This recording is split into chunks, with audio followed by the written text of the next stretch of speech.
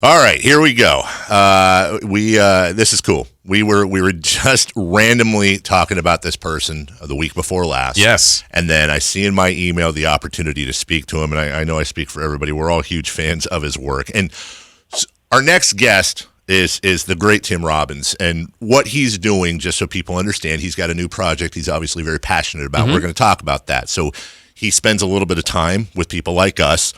In exchange, we of course will talk about his what he is passionate about. I don't like it when people save that till the end. I want to do that in the beginning to give him an opportunity to speak on it. This is the Actors Gang and Tim Robbins, the new Colossus. It tells the true stories of 12 refugees from 12 different time periods that are fleeing from violence and oppression as they journey towards freedom. It's a physical production. I'm reading the notes here, but I read them a while ago. This sounds really cool. A group of actors from all over the world tell their ancestor stories, all woven into a single narrative. The great Tim Robbins on to talk with us about that. Good morning, Tim. How are you? Good morning. I'm doing great. How are you? Doing great. And listen, anyone who's followed your career at all knows that it's not just acting for you. You've always been extremely active and extremely passionate outside the camera. I'm imagining this project fit right in there. Yeah, and the actors are so good. They're such good actors. Developed this with them about two years ago, and they came in and told their story. They told their ancestor story. And one of the things we did when we performed it in Los Angeles was we would have a map in the lobby, and we'd ask the audience to put magnetic pins on parts of the map that their ancestors are from. And I realized after the first night, oh my goodness, we have the entire world in our little theater in Los Angeles, and that was consistent every time we did the show, and it really told me the story of who our neighbors are, who we are as a people. That how great, and nowhere else in the world would that be possible. You wouldn't see the entire world represented on a map of attendees at a theater, and I started thinking. That's what that's the important thing. That's what makes us who we are. And to hear all this rhetoric about immigration and refugees, and it's just so tragic because it's denying who we are. And there's a shared DNA we have that is, I find, truly inspiring. And it made me think. Doing this production made me think in a totally different way about who we are as a people. Because if you think about it. We are a people, descended from people, that said no to certain things. No, I will not endure religious oppression. No, I will not accept fascism. No, I will not accept communism. I will risk my life to get away from it. And we are descended of this DNA, the survivors' DNA. The rebel's DNA, the one that said, no, I'm not going to live here, and then had the strength to survive the journey, and then had the character and the drive to make it without anything in this new country. And then generations later, we are denying that story by being by this rhetoric we're hearing. And it's so tragic because it's actually a thing we should be proud of. It's something that should define who we are, and it's what unites us. It is what unites us in this country. We're all descended of these heroes. That's awesome. As we're talking with Tim Robbins, and Tim, I'm when you've had such a storied career as you have, is it stuff like this that gets you passionate? Is that what makes you pick these projects now that you've had such a storied career? Well, I guess what happens is at some point you say, listen, it's the time. It's about the time you spend, right? Mm-hmm. And how do you want to spend it? And I've been lucky enough to not be stupid with my money, and I've been able to save it so that I can don't have to work all the time on projects that I'm not passionate about. And so what it allows me to do is it gives me the time to work with this beautiful group of actors called the Actors Gang. It's a group I've had since I graduated college. It's 38 years old now, and it's really not only are they great actors, But a lot of the people that are in the New Colossus are also teachers in our education program. We're in 12 public schools in California, in Los Angeles, and in 13 prisons throughout the state of California. And these people not only bring it on stage, but they also have the generosity of spirit and the hearts to dedicate their lives to helping other people. And so who better to spend your time with, right? Tim Robbins joining us right now. We're talking about the New Colossus, a project for obvious reasons he's very passionate about. We encourage you to check out. We know we have a limited time with you, Tim. You're doing a tour. You've got other stations waiting for you. So if you'll indulge us, you're on a sports station out here, so you're probably reaching an audience that may not have been reached before. And I'm a sports guy. Hey, so we hi, know. Everybody. Yes, listen, we know, and this is the we're going to have some fun and probably repeat things that you get asked in every single interview, and we apologize in advance for that.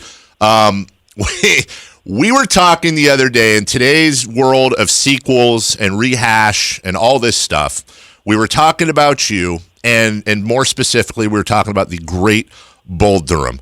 First question I want to ask before we get into that. Two of your most iconic movies, Bull Durham and my favorite movie of all time, The Shawshank Redemption. Did you have any idea when you were shooting either of those movies how iconic they'd be? Did you have any feeling at all? No, because, at the time, baseball movies weren't, there weren't a lot of good baseball movies. Mm-hmm. And prison movies, not a lot made. So, yeah, there were two unlikely successes. And I love that kind of thing when you go against the formula and it actually works, and then it becomes like iconographic. It's cool. So I'm guessing the answer here is they're so classic. Of course, you leave them alone. But of course, we have time to fill sequels.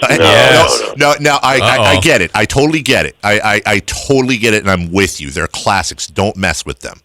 But I was wondering, if there was a choice between the two, if it was and we went through the whole thing, like Nuke has had a great career, but he's coming near the end. He's kind of where Crash was towards the end of his career. Crash has been managing for a while now, and Nuke finishes his career on Crash's team and then ends up mentoring a new pitcher, much like himself, kind of a coming-of-the-age sort of thing. Or Andy Dufresne and Red, we find out they built the boat, everything was super successful, and we kind of get to see their following, the end of their lives, the final chapter in their story. In either one, I know it would probably be like nails on a chalkboard for you, but do you think either one of those has a more interesting story than the other?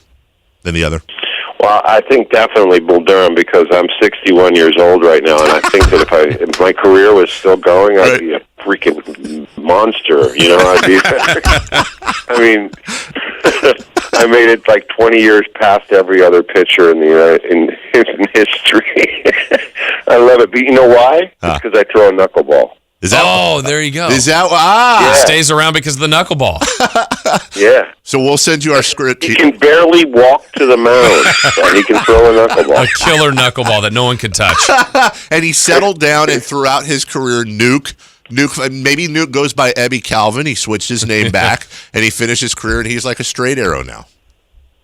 Actually, what I thought, I had this thought about 15 years ago, that he's blown out his arm, and the movie opens with him like signing autographs at one of those conventions.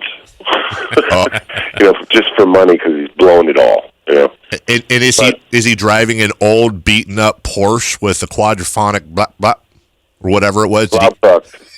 Did he kept that his whole career? No, crashed that very early on. Where can people, before we let you go, please, where can people go to find out more information about your project, The New Colossus? We're at the Harris Theater in Folsom, and you can go to theactorsgang.com, and we'd love to see you at the theater. What I do at the end of the show is I come out and I talk to the audience, and I ask the audience about their story. I ask about the immigration stories, the refugee stories that are in the house, and that's a whole other extraordinary part of the experience of the New Colossus.